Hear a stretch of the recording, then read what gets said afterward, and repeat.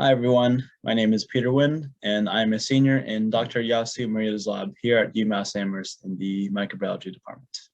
And the title of my talk today is Membrane Stress Induces Inositol Acylation of Phosphatidylиnositol Mannosides in Mycobacterium smegmatis. To give a little context, Mycobacterium smegmatis is the non-pathogenic cousin to Mycobacterium tuberculosis, which causes tuberculosis, which is, as we all know, a very serious disease that kills many worldwide every day. And in 2018 alone, there were 1.2 million deaths and 10 million new cases worldwide. Multi-drug resistant strains have developed, which make eradication very difficult because it's very hard to treat patients with antibiotics now that they don't work. As a result, there is very much needed research of novel drug targets to combat antibiotic resistance. To tie this in with my project, here is some background on the mycobacterial cell envelope. The cell envelope is very complex and comprised of many layers. At the bottom, you can see the plasma membrane, peptidoglycan, arabinogalactan, and the outer membrane layers. And my project focuses on a molecule called PIMS, which is a glycolipid, short for phosphatidylinositol mannoside. PIMS are thought to be important for viability for mycobacteria. They are involved in cell envelope biosynthesis. And in the diagram below, you can see that PIMS are in the plasma membrane and they are very abundant.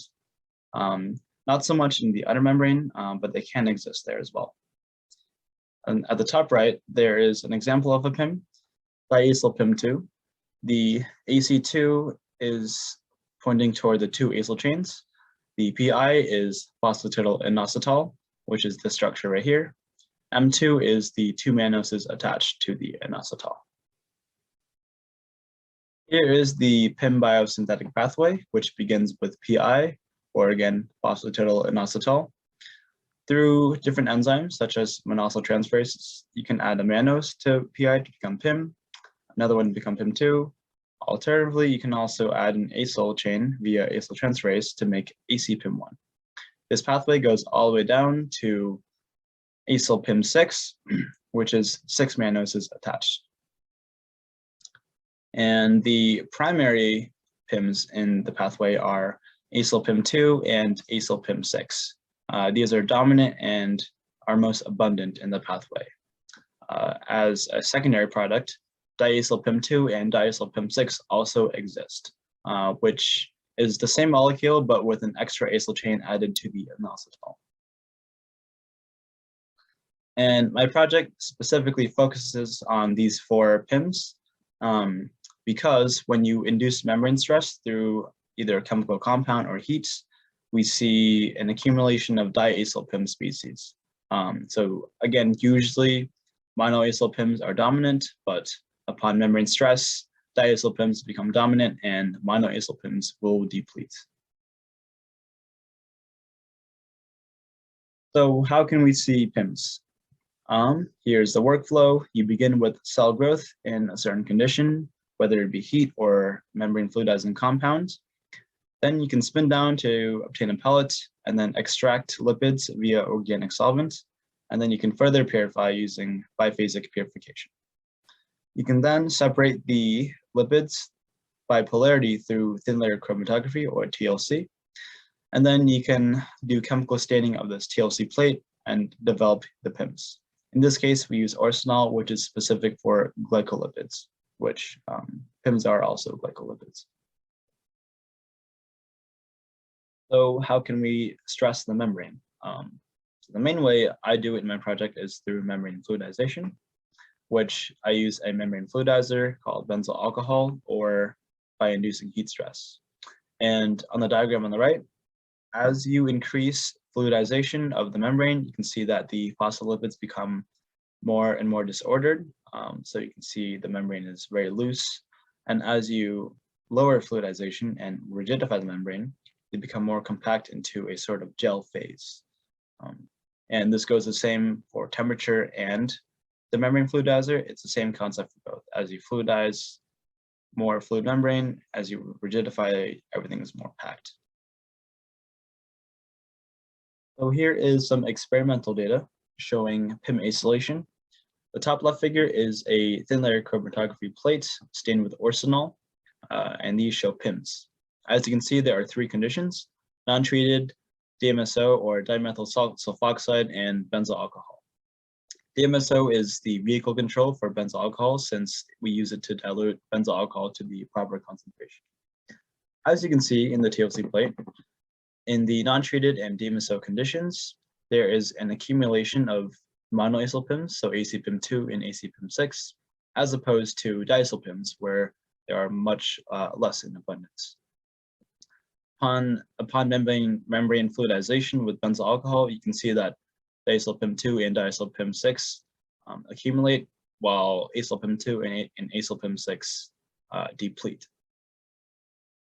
So PIM acylation occurs upon addition of benzyl alcohol. On the figure underneath, this is staining for phospholipids. This is molybdenum blue staining instead of orsinol. And there are three major phospholipids in Mycobacteria: cardiolipin, phosphatidylethanolamine, and phosphatidylinositol. As you can see, there are no major changes. So this acylation and membrane fluidization occurs in, or occurs specifically to PIMs.